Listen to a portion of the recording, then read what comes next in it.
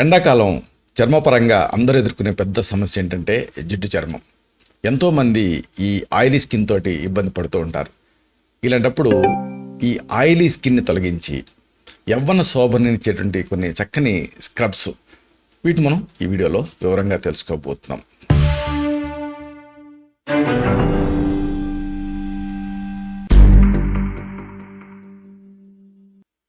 మిత్రులారా నమస్కారం.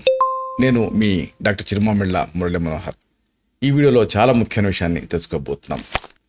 సహజమైనటువంటి స్క్రబ్స్, మృత కణాలను తొలగించి యవ్వన కాంతితో కనిపించేలా చేసేటటువంటి చక్కని ఈ స్క్రబ్స్ని, వీటి తయారీని, ఇదంతా కూడా ఈ వీడియోలో మనం తెలుసుకుందాం.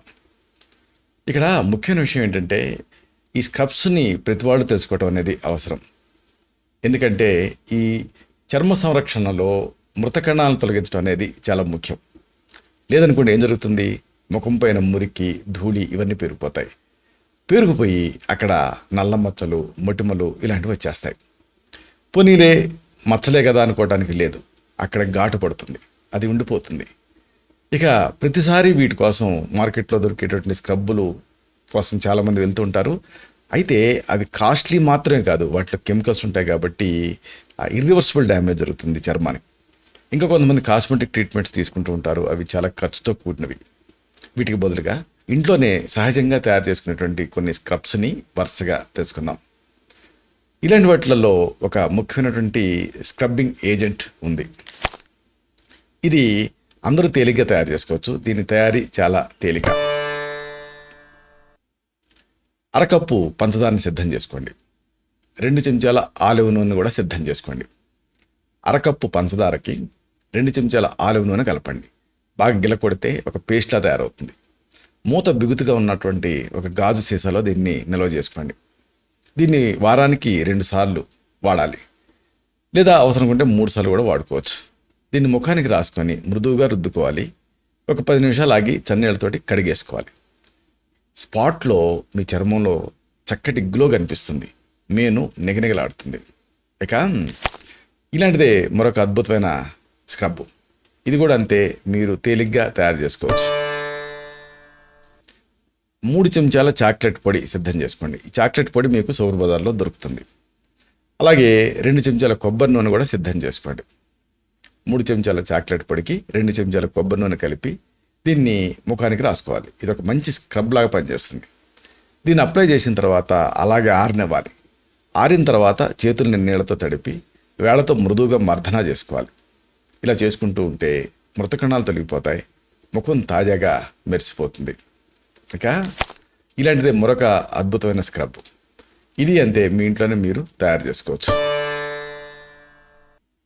3 చెంచాల చక్కెర, 3 చెంచాల తేనె, చెంచాడు నిమ్మరసం ఇలాగే సిద్ధం చేసుకోండి. 3 చెంచాల చక్కెరలో 3 చెంచాల తేనె, 1 చెంచాడు నిమ్మరసం కలపండి. ఈ స్క్రబ్ని వారానికి 2 సార్లు మీరు ఉపయోగించవచ్చు. దీనివల్ల ఉపయోగం ఏంటంటే మూసుకుపోయిన చర్మరంధ్రాలని తెరిపిస్తుంది ఇది. దీంతో ఇంకేముంది, ముఖం కాంతులింతుంది, గ్లోతో కనిపిస్తుంది.